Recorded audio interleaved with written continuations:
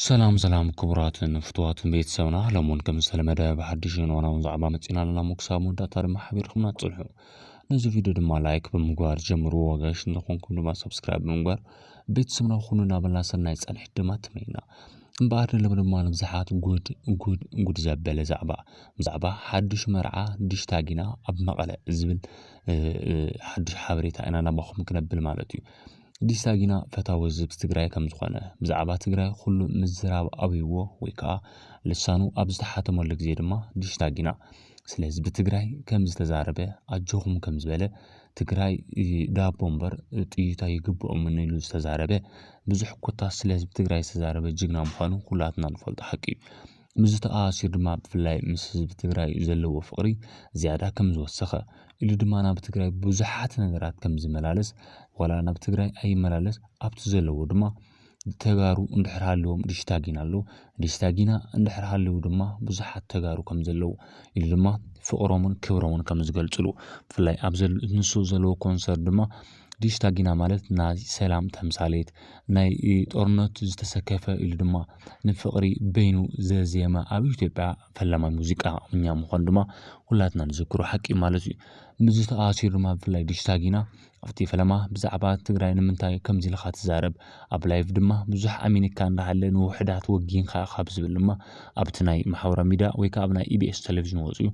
ይቕረት ሓካሓት ተዛሪቡ ነይሩ ድሕሪ ድማ ናብቲ ዛዕባ ኩሉ ጫካ ክኸድየ ብድሕሪ መዋል ድማ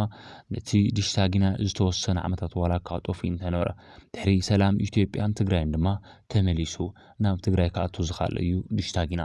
ምዚ ተኣሳሲር ድማ ብብዙሓት ሰብ ሃፍትን ብዙሓት ፈተውቲ ዲሽታጊና ድማ ኣብ ከተማ መቐለ ፍቕሪ ከም ዘወንዘፍሉ ድማ ዘይርሳዕ ሓቂ እዩ ማለት እዩ ምዚ ተኣሳሲር ድማ ብፍላይ ኮንሰርት እንድሕር ሃልዮም ዲሽታጊና ናብ መቐለ ግድን ይኾን መቐለ ምእታው ሕርሚ ዝኾኖም ብዙሓት ፍሉጣት ሙዚቀኛታት ተዋሳእቲ ኮታስ ብዙሓት ኣለው ናብቲ ኮንሰርት ክመፁ ይበሃል ሞ እንትኾነ ግን ኣብቲ ኩናት ሰዓት ግዜ በልዎም ቁተልዎም ዝልቡ ዝነበሩ ናብ ትግራይ ከይተኣትዉ እናተባሃሉ ኮንሰርቶም ክስረዝን ከሎ ዲሽታጊና ግን ድማ ሰንቲ እናተነስነሰሉ ዝኣቱ ብህዝቢ ትግራይ ካብቶም ኣዝዮም ተፈተውቲ ዝበሃሉ ሓደ እዩ ድሕሪ ድማ ዲሽታጊና ከይተፀውዑን ናብ መቐለ ናብ ትግራይ ድማ ክዘዋወር ጀመረ ድሕሪ ድማ ምስ ብዙሓት ህዝቢ ትግራይ ተፋለጠ ምስ መናእሰይ ምስ ዓበይቲ ምስ መራሕቲ ሃይማኖት ምስ ቆነጃጅት ኮታስ ምስ ብዙሓት ነገራት ድማ ከጣዓም ጀመረ ዲሽታጊና ኣብ ዝኸደ ኾይድ ድማ ናይ ህዝቢ ትግራይ ምልክት ክገብር ጀመረ ንኣብነት ከም ሽርጡን ካልኦትን ዝኣመሰሉ ነገራት ድማ ቀንዲ መለለዩ ክኾኑ ኽኢሎም እዮም ቀንዲ ንህዝቢ ትግራይ ክትርግብ ዝገበረካ ነገር እንታይ እዩ ክባል ክሕተት እንከሎ ኣነ ከም ሰብኣዊ እየ ተዛሪበ ከም ሰብ ድማ እቲ ኣብ ትግራይ ዝግበር ዝነበረ ድማ ኣዝዩ የሕዝነንን የብክየንን ነይሩ ብፍላይ ኣዴታት ክቅተላን ከለዋ ኣሕዋትና ድማ ክድፈራን ከለዋ መዓልታዊ ክሪእን ከለኹ ኣብ በይነይ ኮፍ ኢለ ይሓዝን ይበኪን እየ ነይረ ቀንዲ መንቀል የግን ኢለ ክሓስብን ከለኹ ድማ ኣብ ዓደይ ኣብቲ ጫካ ድማ ብፍላይ ናይ መጀመርያ ማለት ቅድሚያ ብሂወት ዘለው ጠቅላይ ሚኒስተር መለስ ዜናዊ ኣብ ዓድና ዝገበርዎ ብፍላይ ነዴታት ድማ ዝገብርዎ ዝነበሩ ምንክንኻን ዝገብርዎ ዝነበሩ ሓገዝ ድማ ክርስዑ ኣይከኣለኒ ጥራሕ ዝባንን ወፅየን በተን ኣስኡነን ክግረፋን ከለዋ ድማ ለሓን ሰበይት ማለት ከም ኣገልጋሊት ዳምበር ከም ክብሪ ዘይብላ እትርእየሉ ዓድና እዩ ነይሩ እንትኾነ ግን ድሕሪ መለስ ዜናዊ ድማ ክዳን ተኸዲነን ሰበይት ማለትኮ ናይ ገዛ ብርሃን እያ ሰበይትኻ ማለትኮ ኣዴኻ እያ ሰበይትኻ ማለት ሓፍትኻ እያ ኮታስ ሰበይትኻ ማለት ኩሉ ነገርካ እያ ዝብላ ሰምሮ ካብቶም ብንእስነተይ ዘይርስዖም ናይ ጠቅላይ ሚኒስተር መለስ ዜናዊ ኣባህላታት ሓደ እዩ ድሕሪኡ ድማ ናይ መለስ ዜናዊ ፍቕሪ ክሓድረኒ ዝኸኣለ ኩልማ ዲሽታጊና ደጋጊሞ ምዝራቡ ይዝከር ድሕሪ ድማ እዩ ልክዕ ከም መለስ ዜናዊ እቲ ናይ ሰብኣዊ ስራሕቲ ብፍላይ ኣብ ልዕሊ ደቂ ኣንስትዮ ዝግበር ድማ ኩሉ እቃወማ ነይረ ገና ኣብ ትምህርቲ እናሃለኹ ምናልባት እንተኾነ ደቂ ኣንስትዮ ኣሕዋት ክውቃዕን ክብደላን ፈፂሞ ኣይቕበልን ነይረ ምዝ ተኣሲር ድማ ብፍላይ ናፍቲ ናይ ሙዚቃ ዓለም ምስ መጻኹ ድማ እቲ ናይ ሙዚቃ ዓለም ተጠቒመ ድማ ኣብ ልዕሊ ህዝቢ ትግራይ ዝግበር ዝነበረ ድማ ካብሊና ብልዓሊ ክህሊና ኻውንኻ ክትሓስቡ ከለኻ ድማ ኣዝዩ ጉድ ዘብል ጉዳይ ስለ ዝነበረ ኣብቲ ስታድየም ዝተኣከቡ በሽሓት ቁፅር ሰባት ድማ ምንም ከይመሰለን ድማ ሓሳበይ ስለ ዝገለጽኹ ዘጣዕሰኒ ጉዳይ ነበረን እዚ ድማ ነግዚኡ ዋላኳ ብዙሕ መስዋዕትን ተኸፈልኩ ግን ድማ እነሆ ኣብዚ ሕዝብ በፂሑ ድማ ዋጋ ይረክብ ኣለኹ ናይ ሰላም ተምሳሌት ተቢለ ድማ ኣብሲ ኣብ ኢትዮጵያ ዝተጸረፈሉ ማለት ኣብ ኢትዮጵያ ኣብ ዝተዋረድ ኩሉ ድማ ዳግም ከም አንበሳ ተሸልመ ስለዚ ንህሊናኻ ምንባር ንደቂ ኣንስትዮ ምንባር ንዝተወፅዑ ህዝብታት ምሕጋዝ ድማ እነሆ ጸኒሑ ዝኸፍለካ ዓብዪ ተግባር እሞ ሕዚ እውን እንተኾነ ክኽተሎ ይክፍል ድማ ዝተዛረቦ ካብቶም ዓበይቱ ሓሳባቱ ሓደ እዩ ዲሳጊና ግን እንተኾነ ካብቶም ሙሉእ ህዝብታት ድማ ኣብ ትግራይ ድማ ብበዝሒ ክመላለስ ተራእዩ ብፍላይ ከም ኣሸንዳ ዝበሉ በዓላት ከም መስቀል ዝበሉ በዓላት ኣብ ኮታስ ኣብ ዝተፈላለዩ ኮንሰርታት ቀዳምን ሰንበትን ድማ ዲሳጊና ኣብ መቐለ ምርኣይ ድማ ልሙድና ኮነ መፅዩ ድሕሪ ድማ ዲሳጊና በዓል ሓዳር ከም ዝኾነ ድማ ተዛሪቡ ነይሩ እዩ እንተኾነ ግን ሕዚ ዝወፅ ዘለዎ ሓበሬታ ድማ ዲሳጊና ምስ ሓንቲ ጓል ራያ ሓፍትና